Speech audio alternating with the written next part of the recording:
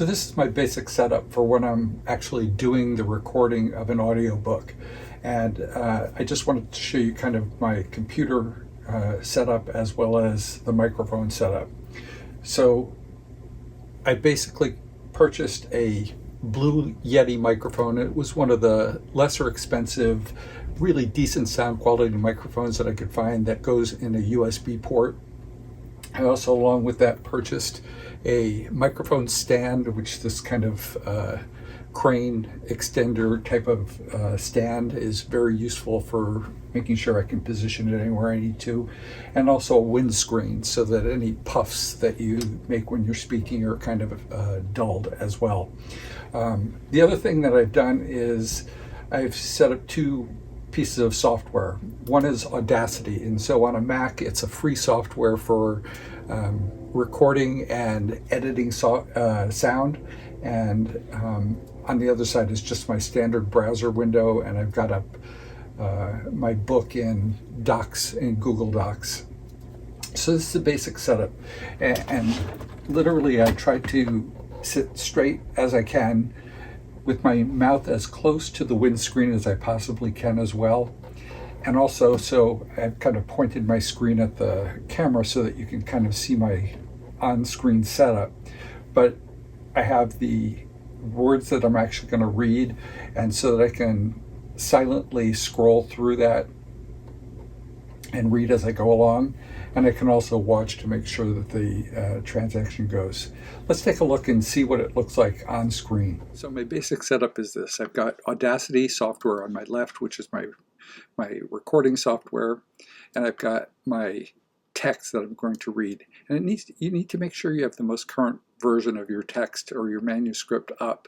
It happens to be the same in 3 different places for me, so I can pull it up from anyone that's most comfortable. And also in a software that allows you to soundlessly scroll through and be able to read through so that you don't hear clicking of mouses during it. With Audacity, I first want to check to make sure my audio setup and record and playback is correct. So the playback advice I'm setting up to my Yeti stereo microphone. In fact, the headsets that you saw me wearing are plugged into the Yeti microphone, so when it plays back, it'll play back on that headset. And the recording device is also set up to Yeti stereo microphone. And then I'm going to do just a test recording just to make sure that it's actually generating some sound. This is just a test to make sure that I can see. So you can see that the sound I'm recording is showing up as the symbols on the screen. So I'll stop that, delete it, and go back to the beginning. And now we're ready to actually start recording one of the chapters. I do highly recommend that you record every section separately. So for instance, I have an acknowledgement section at the beginning, a title page, a dedication, an introduction, and all of those are separate files that I create. And so I'm just going to do the first couple paragraphs of the second one, and then I'll go back and show you how I edit some of that kind of thing. Now typically what I would also do is I have a air filter in this particular room, and I would turn that off so that there'd be even less ambient noise, but I'm not going to do that right now. So you might hear that, or I'll show you ways of getting rid of it. Clicking on the record button, I will let it run for a few seconds, up to 5 seconds, so that I can get a recording of the ambient sound in the room, and then I'll start the recording.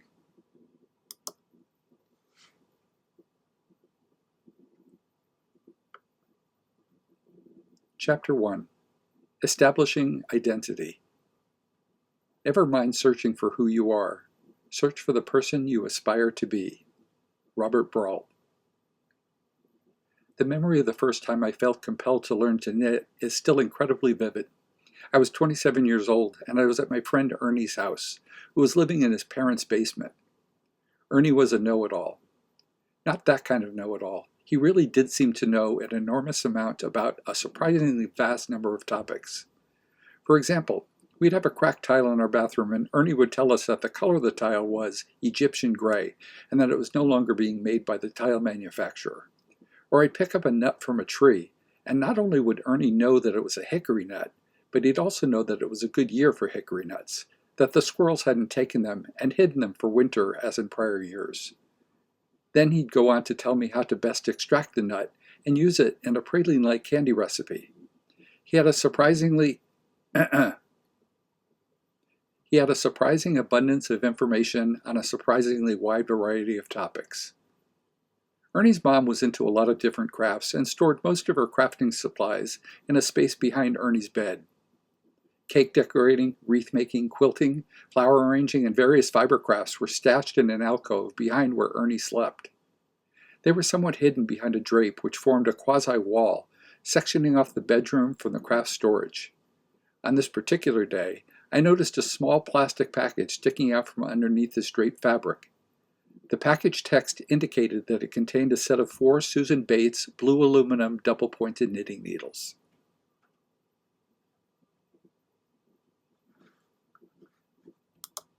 And then when I'm done, I also leave about 4 to 5 seconds of just ambient sound space in the back, so that, and I'll show you kind of what we do with that as well. The first thing I want to do will relate to the entire audio file that I just created, and that's basically eliminating as much of the ambient noise that's common throughout the entire recording. So by clicking on the top, I select the entire audio clip, and then up in Effects, Noise Removal and Repair, we want Noise Reduction. It actually allows you to get a noise profile, so it will actually listen to your file and figure out what's unnecessary ambient noise. So once I've gotten the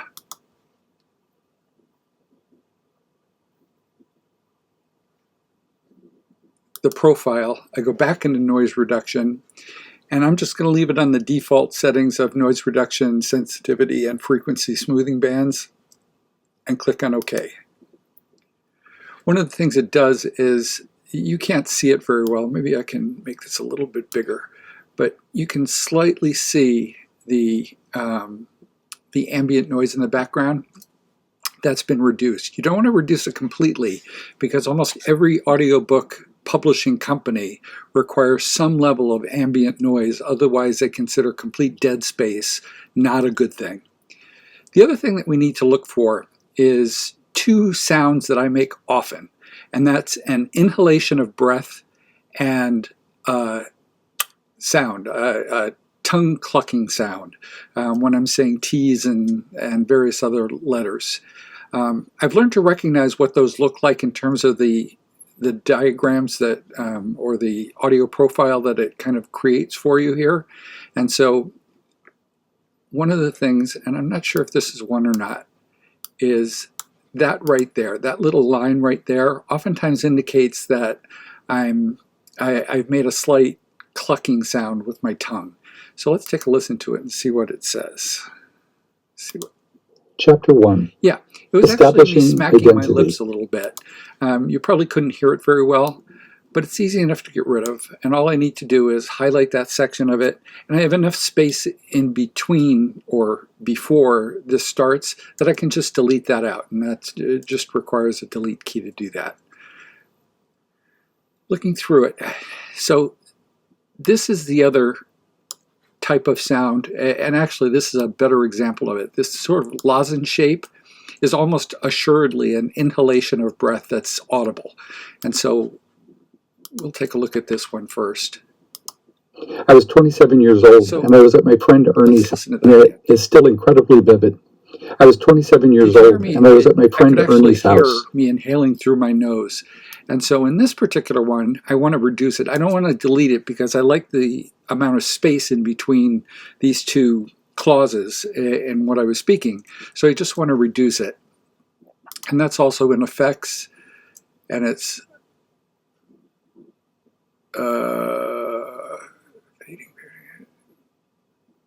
where is it? I think it's Amplify.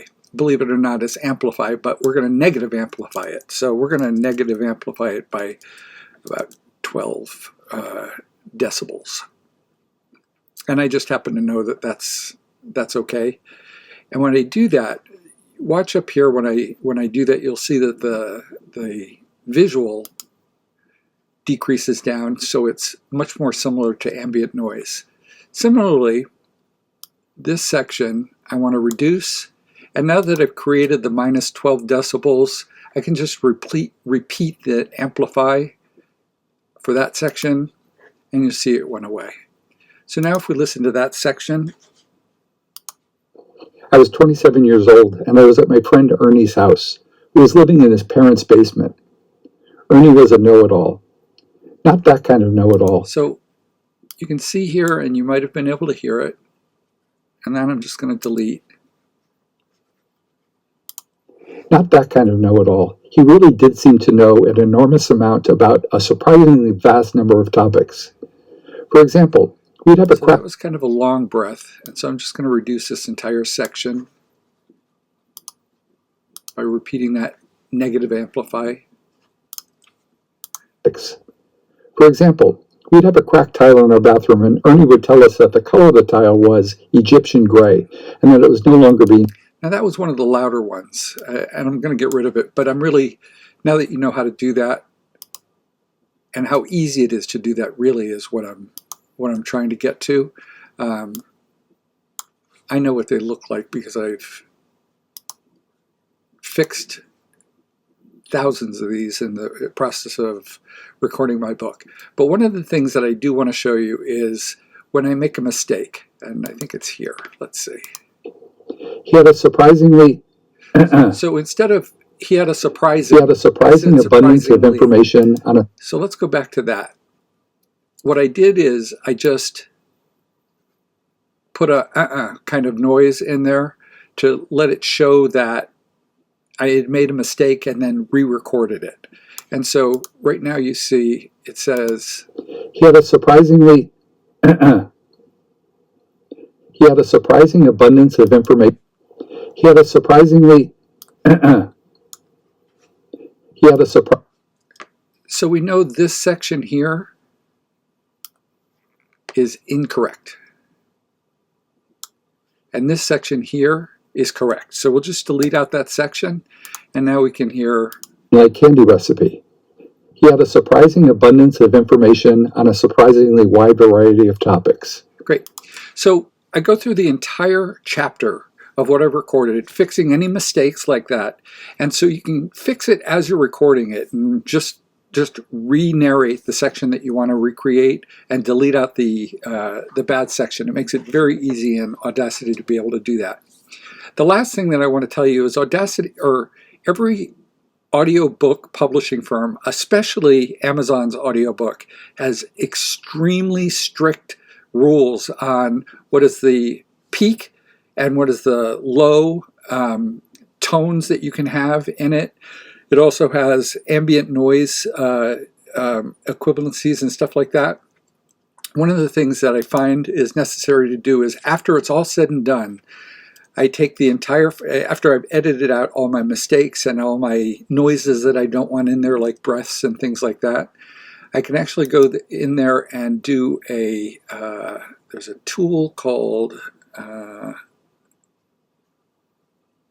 Audio Mastering Macro.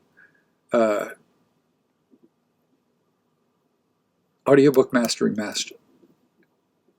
So this will go through and convert your entire audio file into something that will be acceptable by the audiobook standards. Most also won't allow you to have more than 3 seconds of ambient space before your first sound in every file, and so I'll take out that extra so that it's slightly less than 3 seconds. And just one last listen to the beginning of this to make you see that you won't notice any kind of changes. But Chapter 1. Establishing Identity. Never mind searching for who you are. Search for the person you...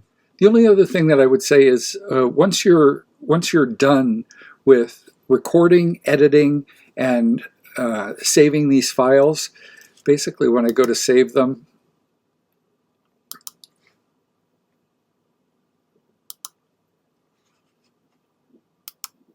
I'll save it to my computer. And I keep mine out in a Dropbox folder, and I had a folder that was called Audacity ACX Ready. ACX is the platform from Amazon that allowed me to publish my audiobook. And so I'll just put this was chapter 1, so I'll put chapter 1, Establishing Identity. Now I'm not going to override that one, but it goes out there as an AUP3 project file, which is the Audacity's file version. From there, you can also, once you've got it exactly how you want it, then Audacity allows you to export the audio. And again, I put it out to the same type of, it asks you for a sample rate. The sample rate has got to be a specific hertz, which is 44,100, I think, is the minimum or the maximum. I forget which one. And these are all standard default values. And if they're not, when you go to try to upload these files, it will tell you, no, it requires a sample rate of 44,100 hertz minimum or something like that. And again, when I export the file, it'll export it as an MP4, I think. Audio, export to computer, MP3. So it exports it as an MP3 file, which is exactly what the audiobook publishers want to see.